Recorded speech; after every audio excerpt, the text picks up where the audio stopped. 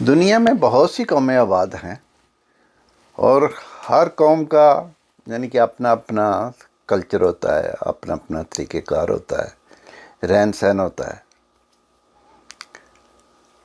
لیکن جو پنجاب کے لوگوں کا رہن سہن ہے، کہ پنجابیوں کا رہن سہن جو ہزاروں سالوں سے چلا آ رہا ہے، وہ کمال کا ہے۔ پنجابی اصل میں دو چیزوں کا مرکب ہے، غیرت اور بہادری کا۔ یہ پنجاب میں کہ پنج آب تو اس لیے کہا گیا کہ اس میں 5 دریا بہتے ہیں، اور ان دریاؤں کی مٹی اور ان دریاؤں کا پانی وہ ان کو سراب کرتا ہے۔ کہ پنجاب سے آگے بھی کہ سندھ ہے، بلوچستان ہے، سرحد ہے، ادھر بھی ہندوستان کی طرف سے بھی اس کے آگے ہے، وہ دریا آگے بھی اور علاقوں کو بھی سیراب کرتے ہیں، لیکن وہ جاتے کہ گزرتے پنجاب میں سے۔ تو ان کی جو مٹی ہے نا، اس میں اللہ تعالیٰ نے ایک خاص خاصیت رکھی ہے، بہادری اور غیرت کی۔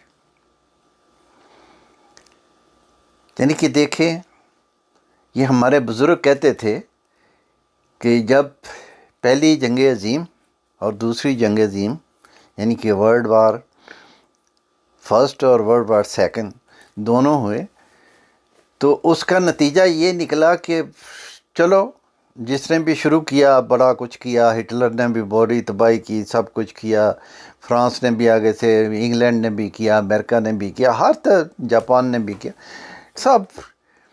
لیکن اس کا جو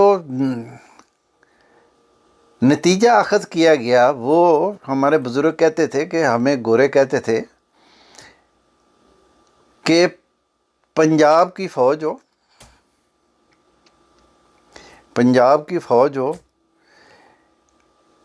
اور کہ ان کو کھلا چھٹی دے دی جائے، پنجاب کی فوج پنجابیوں کو کھلی چھٹی دے دی جائے، تو ان کے سامنے ہٹلر یا دوسری چوتھی جو بھی یہ ہوئے ہیں نا ورلڈ وار فرسٹ اور سیکنڈ کے کرنے والے، وہ ان کے سامنے کچھ بھی نہیں۔ وہ کہتے ہیں کہ ہم جب کہ جنگ میں لڑتے تھے، تو ہمارے جو کہ ساتھی ہوتے تھے نا، جو ہمارے اوپر بیٹھے ہوتے تھے گورے، وہ کہتے تھے یار تم اتنے لوگ، اتنے بہادر لوگ ہو، تمہیں نہ تو ڈر لگتا ہے، نہ تم ان توپوں سے ڈرتے ہو، نہ ان گولی سے ڈرتے ہو، تمہارا جذبہ ہی کمال کا جذبہ ہے۔ ابھی دیکھیں، یہ صرف یہ نہیں ہے کہ پاکستان میں جو پنجاب ہے، نہیں، ہندوستان میں بھی جو پنجاب ہے، وہ بھی پنجابی کم نہیں ہے۔ کہ وہ سردار جو ہیں ہمارے، کہ 1947 سے پہلے وہ اکٹھے ہی ہم لوگ رہتے تھے، ہمارے بزرگ جو تھے ان کے، تو ان کا آپس میں بڑا پیار تھا، خواہ کوئی ہندو تھا، کہ سکھ تھا، کوئی بھی تھا، لیکن مسلمان تھا، ان کا آپس میں بڑا پیار تھا۔ کیوں؟ یہ جتنے بھی پنجابی ہیں یا پنجابی تھے، یہ صرف ایک ہی چیز جانتے تھے کہ بہادری کیا ہے اور غیرت کیا ہے۔ ان کے اس دیکھو آج کل وہ چیزیں ہی ختم ہو گئی، وہ کشتی، کبڈی، رسا کشی، وزن اٹھانا کہ ویٹ لفٹنگ، یہ سب چیزیں ابھی ختم ہو گئی ہیں، وہ چیزیں نہیں رہی۔ ابھی تو یہ آرٹیفیشل بن گئی ہے نا، یہ جو ہم دیکھتے ہیں۔ اس وقت جو یہ لوگ وزن اٹھاتے تھے، آج ان کے مقابلے میں کون وزن اٹھا سکتا ہے؟ مجھے اچھی طرح یاد ہے کہ میرے ڈیرے پہ ہمارے کہ برادری میں سے تھے ایک لالا شفیع پہلوان، تو انہوں نے 2 پتھر رکھے ہوئے تھے، جو وہ کہ ہر روز پچھلے کہ دوپہر کے بعد شام سے پہلے وہ اپنا تیل وغیرہ لگا کر وہ ان کو اٹھاتے تھے، کہ اوپر بازوؤں پہ لے جاتے تھے۔ تو ہم حیران تھے کہ وہ دو پتھر جو تھے نا انہوں نے علیحدہ علیحدہ رکھے ہوئے تھے، اور وہ ہم اگر یعنی کہ اس وقت کے جو جوان تھے نا وہ ان کو ہلانے کی کوشش کرتے تو وہ ان سے ہلتے بھی نہیں تھے. تو وہ دیکھو وہ ان کو اٹھاتا تھا، پہلے اپنے یعنی کہ گھٹنوں پہ رکھتا تھا، پھر چھاتی پہ لے جاتا تھا، پھر یعنی کہ سیدھا بازو اوپر لے جاتا تھا. یعنی دیکھے بہادری دیکھے، یعنی کہ وہ وزن کتنا وزن ہوگا بھائی اللہ ہی بہتر جانتا ہے، ہم نے تو اس کا وزن نہیں کیا تھا. تو ہماری برادری میں سے دو بھائی تھے، تو آج دیکھیں نا، آج کہتے ہیں جی کہ ایک من جو اٹھا لے بڑی بات ہے. وہ دونوں بھائی اندازہ لگا لے، میں حیران ہوا، وہ 8 من وزن وہ دونوں بھائی اٹھاتے تھے. 8 من. ابھی دیکھو 8 من تو آج کو کوئی سوچ بھی نہیں سکتا. میرا ایک پنجابی جاننے والا تھا، یعنی کہ وہ جب میں دبئی گیا تو وہاں وہ مجھے ملا، تو اس کا یعنی کہ یہی سمجھ لے بھتیجا یا اس کا یعنی کہ بھائی کا لڑکا یا چاچا زاد بھائی کا لڑکا وہ میرے ساتھ تھا. تو وہ مجھے کہتا تھا کہ یہ یعنی کہ یہ چھوٹا موٹا بکرا جو ہے نا وہ حلال کر کے یہ اکیلا ہی پکا کے کھا جاتا ہے. ابھی دیکھے ہم آج کی یعنی کہ نسل دیکھیں، ایک پاؤ گوشت کھانے میں بھی یعنی کہ ہمیں تکلیف ہوتی ہے، ہم نہیں کھا سکتے. وہ بکرے ہی کھا جاتا تھا ہیں. وہ ایک دن نا انہوں نے وہاں دبئی میں جلیبیاں منگوائیں، تو وہ مجھے کہتا ہے کہ جب وہی لینے گیا نا، یہ جو زیادہ کھانے والا تھا وہی لینے گیا تو وہ 5 کلو لے آیا. وہ ہم نے سوچا یار ہم یعنی کہ کتنی کھا لیں گے، یہ 5 کلو اٹھا لایا. تو میں نے اس لڑکے سے پوچھا یار میں ان کو اس کو سمجھانا تھا، چلو کلو بڑی تھی جتنے ہم بیٹھے ہوئے ہیں.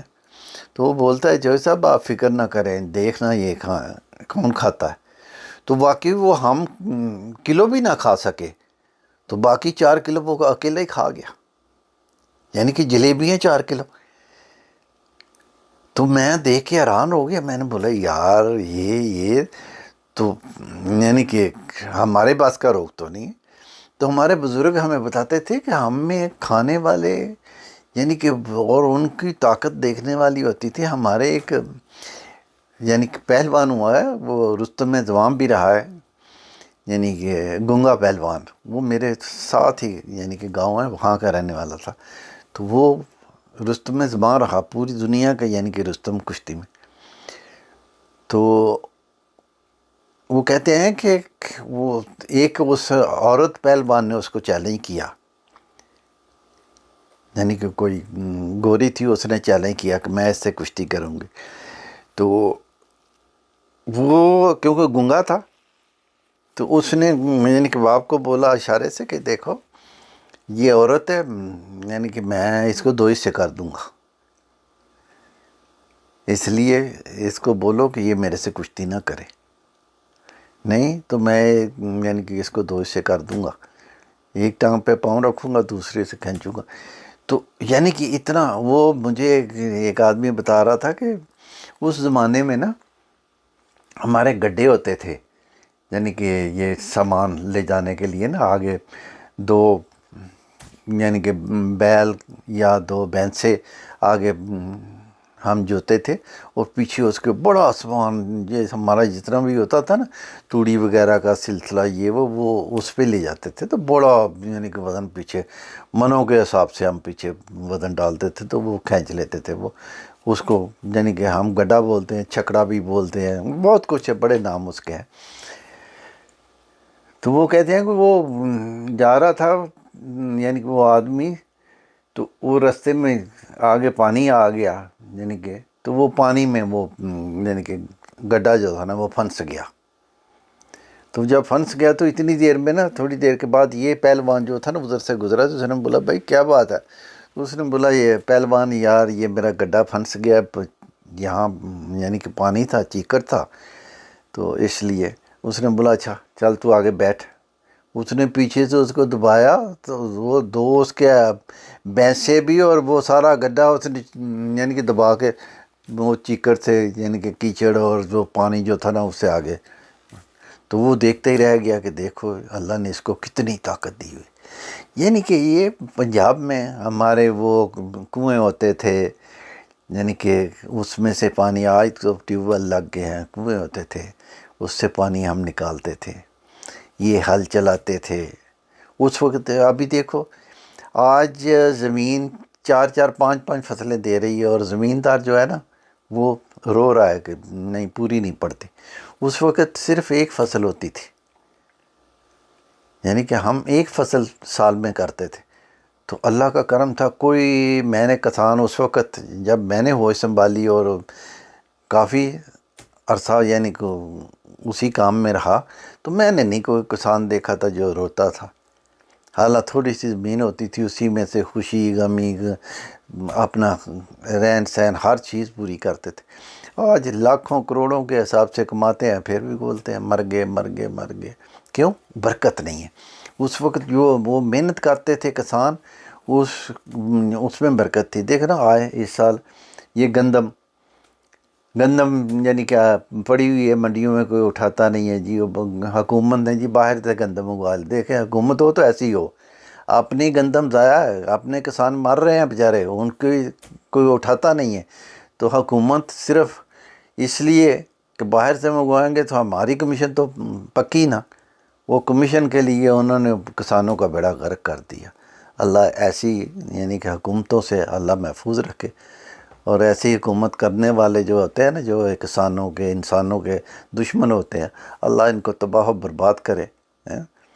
یہ انسان نہیں ہوتے، یہ جانور ہوتے ہیں، ان کی سوچ صرف اور صرف مال و دولت اکٹھا کرنا ہوتا ہے۔